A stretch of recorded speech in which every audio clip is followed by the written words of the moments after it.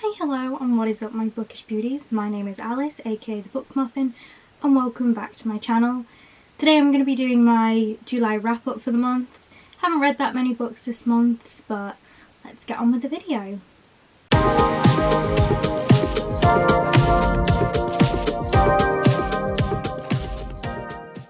So, in the month of July I read 3 books. Like I say, not really my best reading month, but you know, I'm slowly coming back out of a book slump, so it's kind of like, bear with me on it, because I'm already like steaming through my overlap book from July to August, so hopefully my August wrap up will be a lot bigger, and plus my August TBR is relatively ambitious, it's fair to say. So the first book I'm going to talk about is the one that I'm currently reading. I'm 254 pages into the book. I am steaming through this book. I sat down one night to start reading this book and I read like 100 pages and I only sat down to read like 20 because it was quite late. So this is The Family Upstairs by Lisa Jewell. I have no idea why I haven't picked up a Lisa Jewell book before, because this book, the writing, the characters, the whole thing is just absolutely phenomenal. I'm really enjoying it and completely seeing it be like a 5-star read. I mean, if it has a good ending especially. So the book, according to the back, pitches itself as basically people are found dead in a house and there is a baby found in the cot, but the baby is completely fine, but the bodies have been there a while, so it's like, who's been taking care of the baby? And I kind of pictured this being more of one of those books where it was like, you know, we're following the perspective of like a next door neighbour or a relative who's like trying to find out what happened, but it's really nothing like that. So basically this book, it follows 3 different perspectives. We have a guy's perspective who's talking about the history of this house and what went on there in the late 1980s, early 1990s. And we're also following a second perspective of a lady in France who apparently was a child and grew up there, and her parents owned the house, same as the guy is her brother, so that's why he's talking about what happened there. And then there's the final perspective, which is the perspective of the baby who is now grown up, and she's just inherited the house and she was adopted, so it was kind of expected that the house would be inherited by either the brother, whose perspective we follow, or the sister, and neither of them have claimed this really expensive house in London. So yeah, it's like overlapping perspectives of what happens, and each character is so interesting. Like, normally when we follow loads of perspectives, I often find like maybe one character or so I'm kind of not that interested in, but like all of them, absolutely all of them are fascinating, and I haven't been able to put it down. Literally, like, I mean, I read 154 pages last night, and if it weren't for the fact that it got to like 1 o'clock in the morning, I think I would have just continued going with it. I'm probably going to end up finishing it like tonight. So in terms of like my reading month, like I say, I haven't read a lot of books, but the books that I have read, unfortunately, they haven't been like the greatest. So the first book that I read this month is The Maidens. This book slowly brought me out of my reading slump. I think it's kind of fair to say. It was like the first book that sort of made me want to read a bit more thriller. Was it my favourite? No. Was it alright? Yes. I gave this book, I believe initially 4 stars, but since then I've lowered it to 3. I really think I was giving it that extra star just because of like the hype that was brought behind it. I mean, I think that this book was so hyped up because it was brought out by Book of the Month, and I mean, we can't get Book of the Month in the UK, but yeah, it was it was okay. So basically this book follows a counsellor or psychotherapist.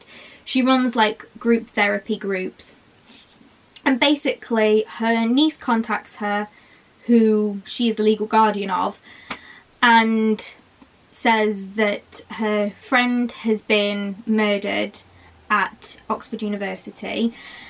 And so our main character, she goes to the aid of her niece to check that she's okay and everything, because the murder was done in a really gruesome, horrific way.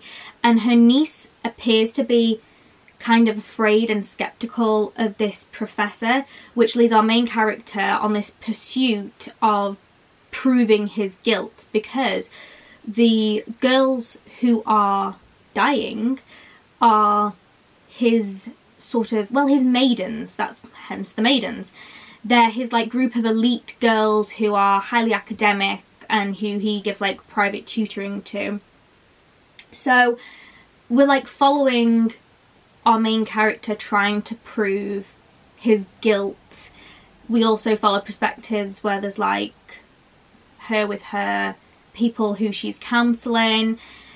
The main thing though that like, there were two main things that put me off this book really and made me have to give it like a 3-star, because I have to say that the ending was so good. The twist in this book was absolutely brilliant at the end, and it did leave me like steaming through the last 3 pages just being like, wow, this is really good. Because that's what I like in a book. That's why I'm like with The Family Upstairs, like when I like proper plow through a book, you know, and I did towards the end of this one, probably because I just stuck with it.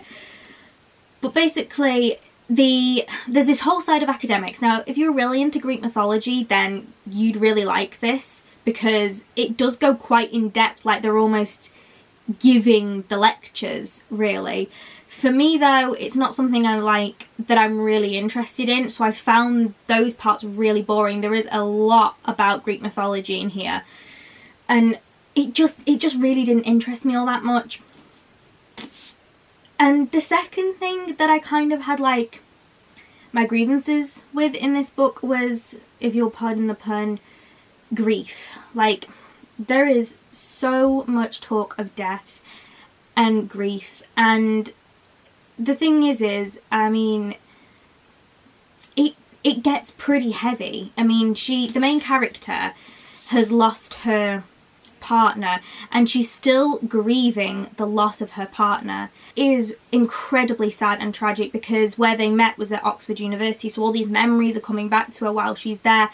But it's just, it was so heavy throughout the book, and her niece grieving her friend, and also our main characters, because the reason that she's the legal guardian of her niece is that she's lost her sister, I believe, and her niece has obviously lost her mum and her dad in a car crash. So it's like there was just a lot of death. I mean, and it ties into the Greek mythology as well, which, you know, like I said, it wasn't my most, you know, like the part that I found the most interesting in the first place. So yeah, unfortunately, because of those reasons, I did have to give this a 3-star rating. I have only recently changed that with a bit of reflection. I mean, I sometimes do that on my Goodreads, but my review of it stays exactly the same if you want to check out my initial thoughts straight after reading the book. The next book that I read this month is The Dinner Guest by B.P. Walter. Now this book brought me out of my reading slump. It was so good. Like, I mean, I can't even. I love like a good juicy thriller book, and this was not only, in my opinion, a domestic thriller, but it also was like a stalker thriller. And I mean, I love You and Hidden Bodies and You Love Me. That entire You series is just, it's literally like my favourite thriller. And so yeah, I mean, when it had those kind of vibes in the book, like I just couldn't resist the temptation to just like sit down and read this in like 2 huge chunks. Basically, this book follows a family living in upper class London, and they are a gay couple with an adopted son, and the son is the nephew of one of the husbands. And basically it's how their lives, which are so glamorous and Instagrammable, is all of a sudden like leaked into by this lady who's from Yorkshire. And we follow her perspective and we follow one of the husband's perspective. And basically the way that the book starts is that they are all at a dinner party, both the husbands and the son and the lady, and one of the husbands is dead, been murdered, and she is there on the phone ringing the police with a knife in her hand saying, I've just killed someone. And so it's like, why? You know, why would she do this? Why would she move from Yorkshire? Because she's taken her inheritance money and moved to one of the most expensive places in London just to get close to this family. And so it's all this like, why would she do this? Why would she murder one of them? Because she's obsessive and meets them on a chance encounter after stalking them on Instagram. And it's like, why? Why would she do this? So it's just so good. I can't tell you anymore. And I really, really hope that there is like a second book to this, because it ends with a little bit of a cliffhanger. I mean, it's not the kind of cliffhanger where they couldn't just leave the book there. I mean, because it's heavily implied what would happen next. But if they put it into another book, it would be amazing, because, you know, it jumps to a little while after. This book is set in like time jumping from the present to jumping to the days up until the murder. So yeah, it's so good. Like, a 5-star read for me. The final book that I read this month was Catherine House by Elizabeth Thomas. Oh, this book.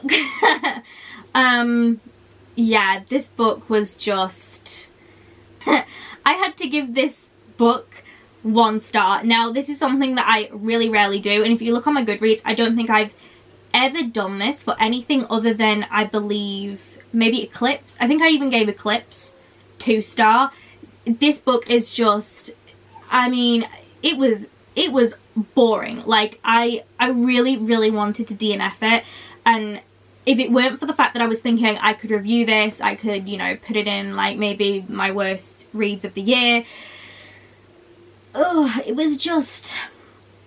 So I'll tell you the premise of the book and the reason that it like enticed me in, because the premise of the book is really, really good. The way it was told is incredibly shabby. So basically this book follows a girl who's like 18 because she's going to university or college, or, you know, I mean, that's why it's kind of like, is this a YA book? Is this a new adult book? I'd probably class this more as a new adult book, and I don't have like many new adult fictions, so yeah, I mean, I was interested to try it also because of that.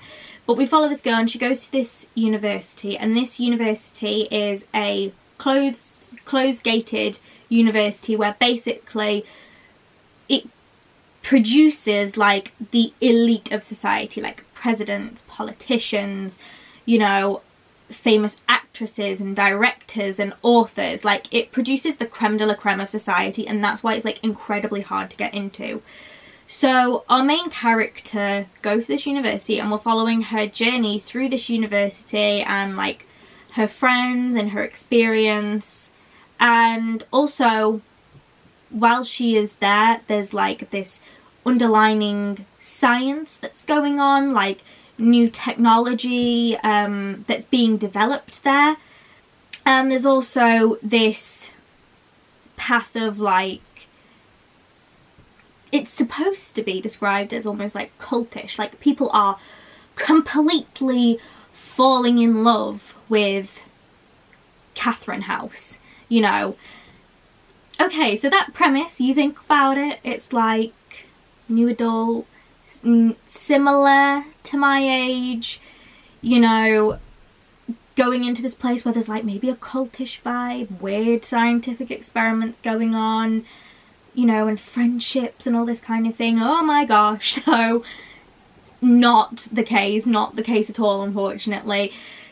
The main character is irritating by far. She's at this university, and it's like she has like a dark past, and basically she's like, I have to be here, you know, there's nothing else for me out there. And it's like, oh, okay, but yet she makes no effort to like stay at the university. Apparently she's incredibly intelligent, and she makes no effort with her classes or any of that. So it's like, oh, it's so irritating.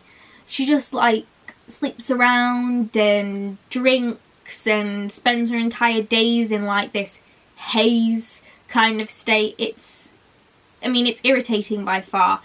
But basically there's this whole thing about this science that's going on there, and she's like obsessed with finding out about this science because apparently some experiments went wrong in the past.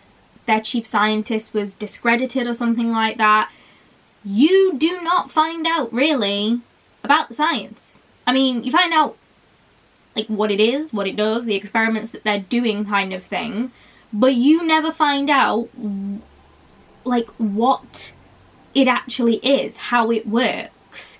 And it's just like, and that's what she's obsessed with finding out. She's obsessed with finding out what it is and how it works, and we don't find that out, we just see what it does. And I mean, if you're going to read this book, then, you know, I can't obviously spoil what it does and all this kind of stuff, but I mean, there's like, I give you warnings for this book of like suicide and animal testing. I know that sounds like a weird thing to add in there, but there's this whole section on animal testing, and it's awful, and our main character just doesn't seem to care or doesn't seem to mind, and it just made me feel so uncomfortable to read it. On top of everything in this book, that bit just made me feel so uncomfortable. I mean, it's not a very long book, but I gave it 1 star. It was just no.